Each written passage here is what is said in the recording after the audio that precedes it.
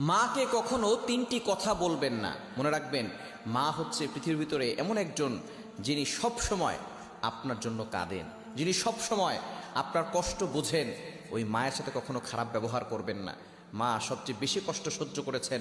আপনি যে দুনিয়াতে এসেছেন, 10 মাস মায়ের পেটে ছিলেন, কত লাতি গুতা মেরেছেন, মা কত লাতি গুতা সহ্য করেছে, আপনাকে কখনো বোঝা মনে করে নাই। প্রসব ব্যথা যখন হয়, একটা মানুষ সর্বোচ্চ 45 ইউনিট ব্যথা সহ্য করতে পারে, কিন্তু একজন মা 57 ইউনিট ব্যথা সহ্য করে। কেন ইমাজিদের আপনি কল্পনা করতে পারছেন কতটা ব্যথা সহ্য করে, প্রসব ব্যথা সহ্য করে তারপর আপনাকে দুনিয়াতে এনেছেন।